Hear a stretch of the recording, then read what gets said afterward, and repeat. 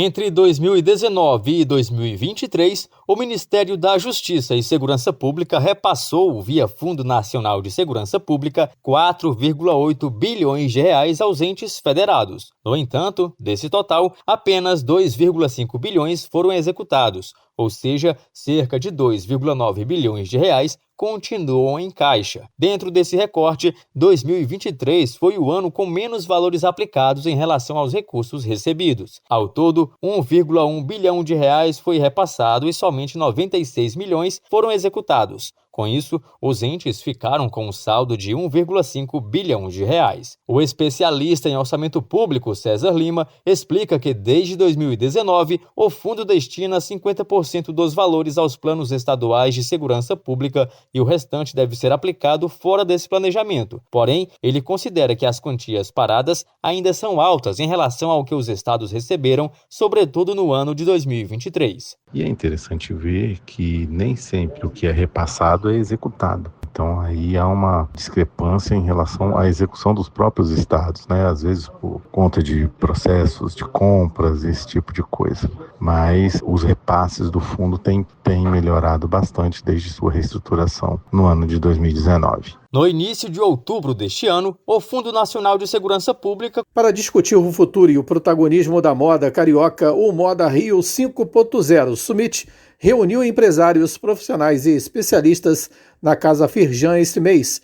Com parceria da Federação, o evento tratou de temas como inovação, tecnologia, criatividade, novas carreiras, gestão de negócios e sustentabilidade e lotou o auditório da casa. Além disso, no espaço Cocriação, os participantes puderam experimentar novas ferramentas digitais e conhecer artistas e programadores. Luiz Césio Caetano, presidente da Firjan, parabenizou os organizadores e os empresários presentes e destacou a força da moda na economia fluminense. Segundo ele, a indústria da moda é uma das mais tradicionais na economia e a Firjan atua fortemente para estimular o desenvolvimento do setor. O programa de qualificação setorial da Firjan Senai, por exemplo, desde o ano passado ofertou mais de 4.000 vagas para a formação de mão de obra do setor têxtil e também confecção. Caetano ressaltou o trabalho feito pela Firjan Senai Espaço Moda em Nova Friburgo, no estado do Rio, e nas unidades que oferecem cursos para o segmento, como em Duque de Caxias, Itaperuna, Petrópolis e São Gonçalo. Da Global Serviços Comerciais, Gilvan Costa. Buenos Aires é a melhor cidade para viver na América Latina. É o que diz levantamento feito pela conceituada revista The Economist. Para ranquear as cidades, especialistas avaliam 5 categorias principais: estabilidade, cuidados de saúde, cultura e ambiente, educação e infraestrutura. Após a capital argentina, as cidades mais habitáveis da América Latina são Montevidéu, no Uruguai, e Santiago, no Chile. San Juan, em Porto Rico, Lima, no Peru, e San José, na Costa Rica, aparecem na sequência, todas elas à frente de Rio de Janeiro e São Paulo, que aparecem na 6ª e 7ª colocações, respectivamente, do ranking de melhores cidades da América Latina para viver. Ao todo, 173 cidades de todo o mundo foram avaliadas no estudo. Globalmente falando, Viena, na Áustria, foi eleita a melhor cidade do planeta para viver pela 3ª vez consecutiva. Em 2024, a capital austríaca obteve a nota máxima em 4 das 5 categorias do índice. Copenhague, na Dinamarca, e Zurique, na Suíça, completam as 3 primeiras colocações. Da Rádio 2, Milena Abreu. Essa é a hora, não tem tempo a perder. Com os cursos de conclusão acelerada da Faculdade UniBF, agora vai. Graduação a partir de 1 ano e meio e pós-graduação a partir de 4 meses. São mais de 1.200 cursos de ensino à distância, para dar a virada que a sua carreira precisa. E o melhor, parcelas que cabem no seu bolso. UniBF é para quem não tem tempo a perder. Acelera, agora vai. Informação UniBF 22 99951 0907.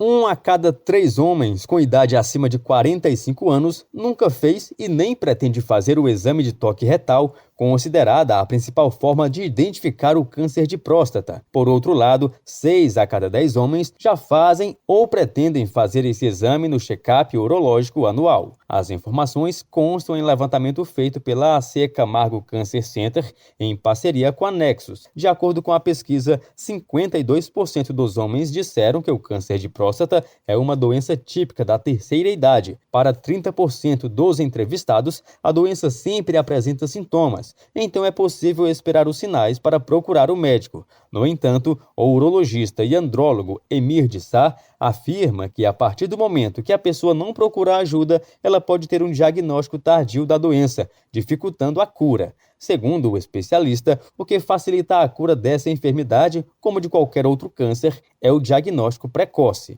O principal objetivo da prevenção do câncer de próstata, como câncer de mama e útero, por exemplo, é o diagnóstico precoce. Então, quanto mais cedo se fizer o diagnóstico, melhores as chances de cura. Não tem como evitar o câncer de próstata, o câncer de mama com exames. O exame é feito para uma prevenção precoce, um diagnóstico precoce. Ainda de acordo com o levantamento, 44% dos entrevistados desconhecem como prevenir o câncer de próstata. O estudo também mostra que aqueles com 60 anos ou mais, com ensino superior, renda acima de 5 salários mínimos e habitantes da região sul do país foram os que mais disseram que sabem como prevenir a doença. A pesquisa ouviu 966 homens com idade a partir de 16 anos nas 27 A Federação das Indústrias do Estado do Rio de Janeiro, a Firjan, emitiu um novo comunicado no qual avalia que o aumento da taxa básica de juros de 10,75% para 11,25% ao ano, anunciado pelo governo federal, é excessivo diante do atual cenário inflacionário.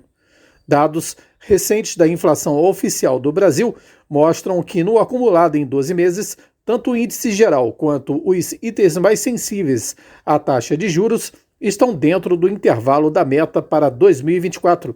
Além disso, a inflação projetada para o médio prazo, que é o período mais relevante para a definição da Selic pelo Banco Central, também se encontra dentro da margem de tolerância da meta inflacionária. No comunicado, a Firjan ressalta ainda que o elevado patamar da taxa de juros inviabiliza uma recuperação sustentável da indústria, em especial da indústria de transformação, que há 2 anos consecutivos registra queda na produção. A taxa elevada, segundo a Federação, compromete os investimentos, que continuam abaixo da média mundial. As incertezas relacionadas à condução da política comercial externa a ser adotada pelo novo governo americano tornam o cenário, no médio prazo, ainda mais desafiador. Diante disso, a Firjan reitera a importância da adoção de medidas que reduzam o risco país. Nesse sentido, uma política fiscal comprometida com a sustentabilidade da dívida pública é essencial para uma redução sustentável das taxas de juros. Sem medidas estruturais de contenção de despesas, principalmente para lidar com o desequilíbrio nas contas públicas, o país corre o risco de enfrentar uma combinação de juros altos, desaceleração econômica acentuada e um crescimento ainda mais elevado do endividamento público. Da Global Serviços Comerciais, Gilvan Costa. As exportações do agronegócio brasileiro bateram recorde em outubro. As vendas para outros países superaram 14 bilhões em 200 milhões de dólares. O valor representa um crescimento de 6,2% em relação ao mesmo período do ano passado. De acordo com o Ministério da Agricultura e Pecuária, o valor e o volume exportado de carne bovina in natura também registraram recorde. Foram mais de 270 mil toneladas, que geraram 1 bilhão 260 milhões de dólares no mês passado. Outros destaques no crescimento das exportações em outubro foram açúcar, café, suco de laranja e algodão. No acumulado do ano, entre janeiro e outubro, o agronegócio gerou 140 bilhões de dólares em exportações, o equivalente a quase metade, 49,2%, das exportações totais do Brasil. A balança comercial completa está disponível em gov.br/agricultura, com supervisão de Ana Gabriela Salles, da agência Rádio Gov em Brasília, Estefânia Lima. Reúna os amigos e a família e vá ao Bona Pizza. O funcionamento é de segunda a segunda até às 10 da noite. Localizado na praça de alimentação do Friburgo Shopping, o Bona Pizza oferece pizzas doces e salgadas, lanches rápidos, sucos e refrigerantes. Bona Pizza do Shopping da Praça. Telefone com WhatsApp 2523 3025. 2523 3025. A Agência Nacional de Mineração, a ANM, distribuiu mais de 460 milhões de reais aos estados, Distrito Federal e municípios produtores minerais. Esse montante corresponde à cota-parte da compensação financeira pela exploração mineral, a CEFEM, arrecadada durante o mês de outubro e distribuída em novembro. Do valor total, cerca de 92 milhões de reais são destinados aos estados e ao Distrito Federal. Já cerca de 368 milhões serão partilhados entre 2.095 municípios. Segundo o advogado especialista em mineração Alexandre Sion, na prática, quem sofre os reais impactos das atividades minerárias são as localidades em que a produção ocorre. Por isso, ele considera justa essa compensação financeira destinada a esses entes. Os recursos minerais pertencem à União para fins de aproveitamento mineral. Contudo, é a localidade quem sofre os principais impactos pelo desenvolvimento da atividade minerária. Tanto é assim que 60% dos valores recolhidos a título de CEFEM devem ser distribuídos aos municípios no qual se localiza a jazida mineral. Dessa forma, a distribuição dos valores recolhidos a título de CEFIM é relevante para fins de equilíbrio na relação impacto versus benefício. De acordo com dados da ANM, os estados que mais receberam recursos da CEFEM foram Pará, com cerca de 39 milhões de reais, Minas Gerais, com aproximadamente 38 milhões e Goiás, com mais de 2 milhões de reais. Entre os municípios produtores que mais receberam os recursos estão Parauapebas, no Pará, com cerca de 67 milhões de reais, Canaã dos Carajás, também no Pará, com aproximadamente 57 milhões, e Congonhas, em Minas Gerais, com mais de 18 milhões de reais. Reportagem Marquesan Araújo. Com atrações que vão desde a rota cervejeira do Rio de Janeiro ao turismo rural, a Serra Verde Imperial, região composta pelos municípios de Petrópolis, Teresópolis, Guapimirim, Cachoeiras de Macacu e Nova Friburgo, tem se destacado como um dos principais polos turísticos do estado. Com atrativos históricos, gastronômicos e ecológicos, a região recebe cada vez mais visitantes nacionais e internacionais. A região da Serra Verde Imperial, localizada no estado do Rio, ganha cada vez mais destaque com um destino turístico que vai muito além do tradicional. Com uma combinação de atrações históricas, natureza e gastronomia completa, a região tem ganhado notoriedade tanto no Brasil quanto no exterior. Segundo Pablo King, vice-presidente da Companhia de Turismo do Estado do Rio de Janeiro, a Turisrio, o segmento cervejeiro tem sido um grande atrativo. Além do turismo cervejeiro, o turismo rural é outra vertente de destaque na Serra Verde Imperial. A valorização da agricultura familiar e a promoção de visitas a sítios, fazendas especializados em orgânicos e produtores locais tem atraído um público cada vez mais interessado em experiências autênticas. Da Global Serviços Comerciais, Gilvan Costa.